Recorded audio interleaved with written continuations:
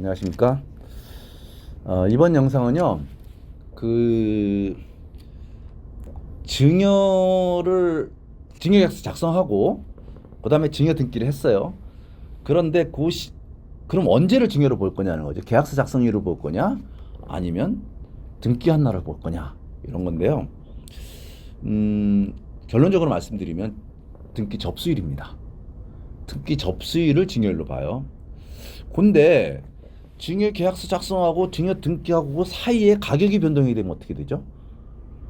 그러면 예를 들어서 우리가 5월 31일 날 공시지가가 공시가 됩니다. 그러면 5월 31일 이전에 거래한 거는 전년도 공시지가를 적용하고요. 5월 31일 이후에 6월 1일부터는 당해년도 5월 31일 날 고시한 공시지가를 적용하거든요.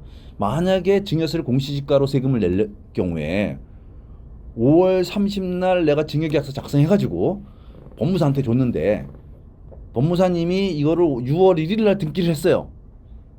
그러면 나는 5월 31일 날 고시한 새로운 고시가액, 올라간 고시가액으로 세금을 내야 되는 거예요. 그렇게 예민한 부분이 있는 거죠. 이번 사건도 약간 좀 그와 비슷한 건데요. 한번 살펴보도록 하겠습니다. 해외에 있는 자녀가 부모님이 땅을 갖고 있는데 이 땅이 곧 개발이 된다는 소식을 듣고, 야, 이거 개발해서 금액이 커지면 나중에 세금 많이 내니까 미리 증여를 하려고 이거를 자녀를 들어오라 그래가지고 2014년 11월 3일 날 증여계약서를 작성을 해요. 그리고 이 계약서를 가지고 이제 증여를 받았으니까 증여세도 내야 되고 등기도 해야 되잖아요. 그래서 세무사님한테 드리고 법무사님한테 드려서 등기할 수 있도록 이렇게 해놨습니다. 그리고 그 다음 날 출국을 해요. 근데 이분이 이제 세무사님은 이걸 받았으니까 이제 12월 1일 날 그 증여세 신고를 하고요. 3개월 내로 해야 되는 거니까 12월 1일부터 11월 말일부터 3개월이니까 사실은 2월 말까지 신고 납부를 하면 되는데 이분이 1월 20일 날 증여세를 납부를 합니다.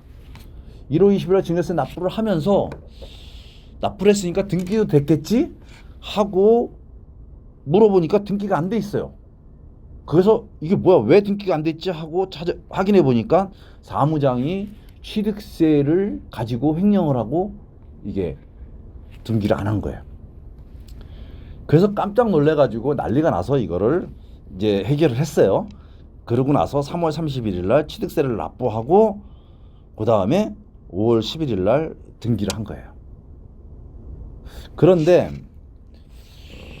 그 사이에 취득세를 납부하고 등기하는 요 사이 4월 달에 이게 그 환지가 되고 환지 일부를 가지고 가면서 청산금을 받게 돼요. 그러니까 사실은 토지에 대한 거래가액이 이때 생긴 것이죠. 근데 이분이 그러고 나서 이제 다 지나갔는데 나중에 부친이 사망을 하고서 국세청에서 상수세 조사를 하다 보니까 10년 이내에 증여한 거는 상수재산에 포함하게 돼 있잖아요. 그래서 10년 이내에 증여한 걸 이렇게 보니까 5월 11일 날 증여 등기를 받았네. 근데 신고했나 안 했나 보니까 12월 1일 날 신고를 했네. 그래? 그러면 신고를 너무 일찍 했네. 왜 이렇게 일찍 했지? 그러다 보니까 중간에 청산금을 받았네. 그렇다면 이때 신고할 때 뭘로 신고했지 보니까 이때는 청산금 받거나 감정한 게 없다 보니까 기준시가로 신고를 한 거죠. 예. 그래서 이제 세무서에서 이거를 과세를 하게 되는 것입니다. 자, 왜 추징을 했냐면 증여 등기는 5월 11일 날 증여 등기가 됐는데 법률상 증여일은 언제냐면 등기 접수일이에요. 증여계약서 작성일이 아니에요. 이때 증여계약서 작성을 했지만, 이때 신고를 했지만, 이때 납부를 했지만 이거하고 증여세 증여일하고는 달라요. 증여일은 증여 등기일이에요. 이날이에요. 그러니까 이날로부터 3개월 내에 신고하면 되는 거예요. 근데 문제는 평가예요. 증여는 무상으로 주는 것이기 때문에 무상으로 준다면 증여 가액을 결정을 해야 되잖아요. 그 결정하는 방법을 시가라고 하는데요. 이때 증여 등기일로부터 이게 시가가 존재하지 않아요. 부동산은. 왜냐하면 자유롭게 거래되는 가액이 아니기 때문에. 그러다 보니까 시가가 없으면 시가로 인정하는 가액을 하는데, 이 인정하는 가액이 여러 개 있는데요. 이 인정하는 가액에 여러 개 있지만 이런 가액들은 그 증여일로부터 전 6개월 후 3개월 내에 이루어진 이 가액을 인정해 준다는 거예요. 그러다 보니까 이때를 증여일로 볼 거냐, 신고일로 증여를 볼 거냐, 그게 아니고 증여 등기일로 증여를 볼 거냐에 따라서 요 전 6개월 후 3개월간에 이루어진 가액들이 달라질 수 있다라는 거죠. 그런데 이때 2015년 4월 13일 날 청산금 수령한 요 가액이 요때 존재를 한다는 거죠. 이 시가를 인정하는 가액이 요때 존재를 하는데, 요 가액이 요때로부터 전 6개월 후 3개월, 요때로부터 전 6개월 후 3개월에 해당되지 않기 때문에 이것을 쓸 수가 없어요. 그래서 이때를 증여세 신고일로 본다면 이거는 쓸 수가 없어요. 그런데 만약 이때를 증여일로 본다라고 하면 이게 전 6개월 사이에 이게 들어간단 말이죠. 그러니까 이거는 증여세 과세가액으로 쓸 수 있다라는 겁니다. 그래서 추징을 한 거예요. 자, 증여가액은 증여 당시의 가액이니까 증여일의 가액이에요. 그럼 증여일을 언제로 보느냐 하는 건데, 증여일은 등기 접수일을 본다는 것이죠.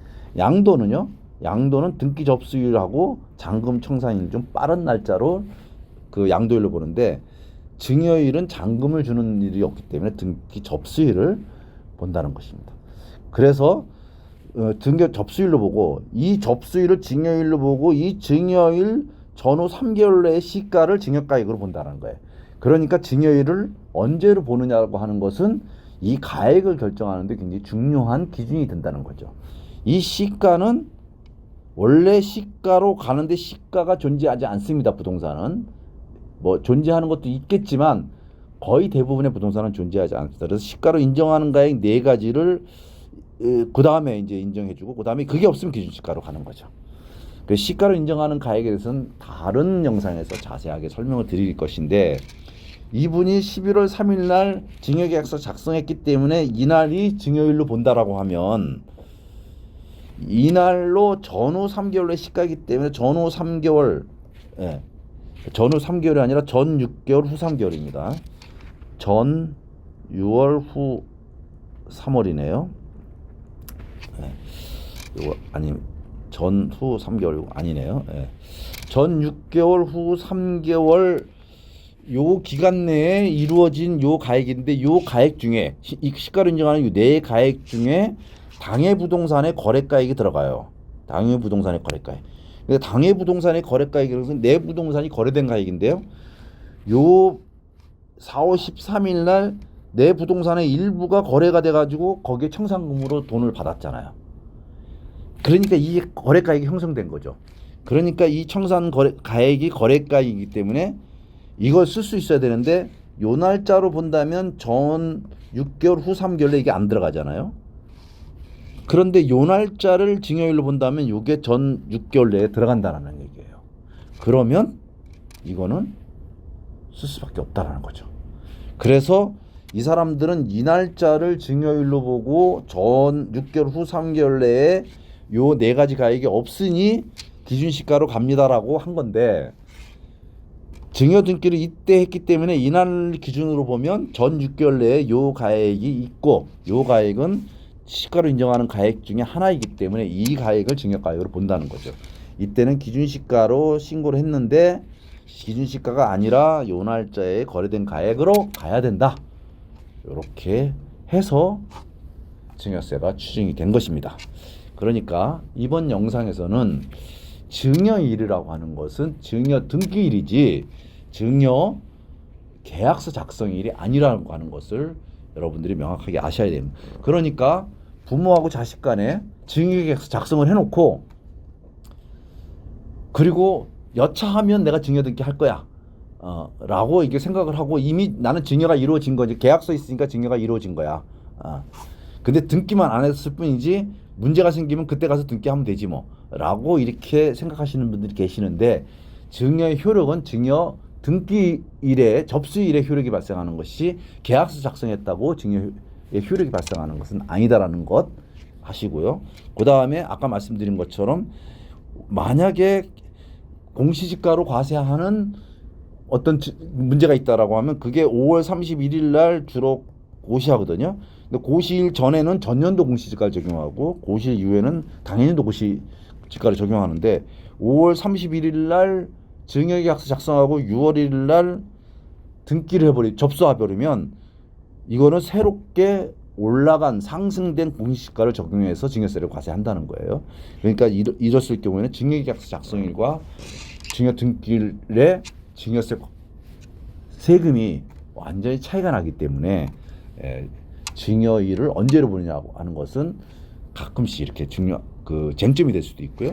이 사건의 경우에는 법무사 사무장님이 이거를 횡령해가지고 이렇게 되다 보니까, 그래서 아까 보시면 이때까지는 뭐 증여 등기 늦게 했어도 그냥 법무사님이 이거 취득세 다 내주셨기 때문에 그냥 지나갔는데, 나중에 알고 보니까 이 증여세가 이렇게 많이 추징이 되게 되는 문제가 생기잖아요. 그래서 이제 민형사 소송을 제기를 한 이런 사건이 되겠습니다. 자, 이번 영상은 여기서 마치도록 하겠습니다. 감사합니다.